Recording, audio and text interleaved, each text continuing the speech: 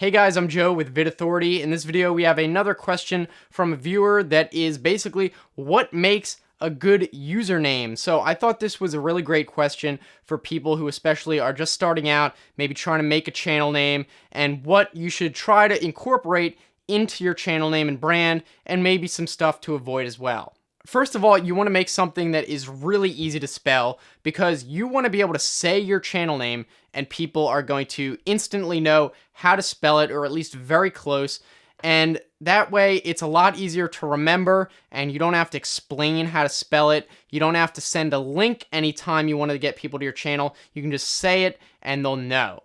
And the reason for this is really because it's very memorable. If someone knows how to spell it just from remembering how it sounds, then it's going to be a lot easier to remember than a really weird sounding word that they don't even know how to spell. It's just going to be better overall. And the next big important point is that your channel name has to be utterly unique. So a lot of people don't do this. They'll pick something that's really general, or maybe their name, but it's already taken. And that's, if you can really avoid that, you want to avoid that, because sure, if you pick your name, you can grow your brand into something big. But when you're just starting out, you want people to be able to search for your channel, and you want yourself to be the only thing that comes up. So basically look and search your channel name whenever you are trying to decide on it on Google, and see what comes up. Are there any major search results that comes up, like The Cool Gamer or something like that? That's not a good name, because just so many other stuff is going to come up. No one's going to be able to find your channel.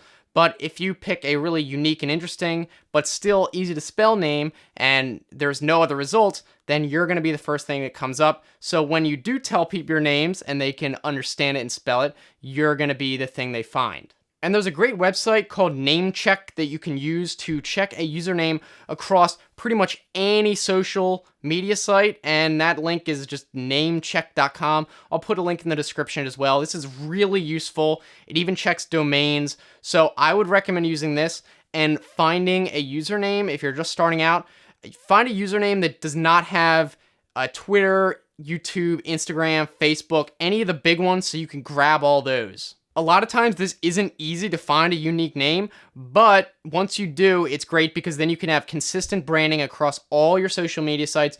If someone just searches your username and types it into whatever site, it's going to go to your page no matter what, because you claimed all those sites under the same username. And the final tip, I would say, if you're making a channel that's kind of all about you, it's very personal brand, as opposed to a group channel that you plan to scale, if you're just going to be the only person in the videos, I would say pick a channel name that has your name, your first name in it in some way.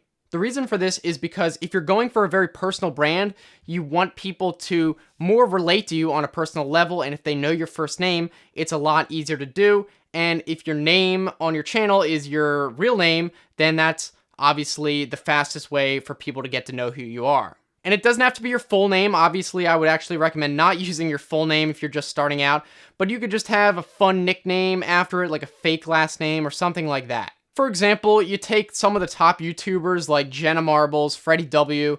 All these people have their first name somewhere in their channel name and username, and what do people call them? They call them Freddie and Jenna. They say in the comments, they feel like they're actually talking directly to the creator, whereas if your username is SuperGamer55, it's so much less personal, and it's harder to build a personal brand and make a connection. If people are calling you by that weird pseudonym as opposed to your first name, it's much easier to make that personal connection with your viewers. So hopefully that gives you some stuff to think about if you're starting a channel, or maybe even rebranding.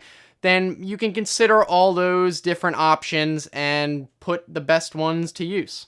I'm going to look forward to what you guys think in the comments section, and if you want to check out some other videos on the right hand side, you can either click them or look in the description for the same link, such as if you're on a phone. If you liked this video, be sure to give it a thumbs up so I know you enjoyed it, and if you want to subscribe, I try to make new videos 3 times a week, so I think it should be worth it. So I'm going to look forward to hearing from you guys. Thanks for watching. I will see you next time. Have a good one.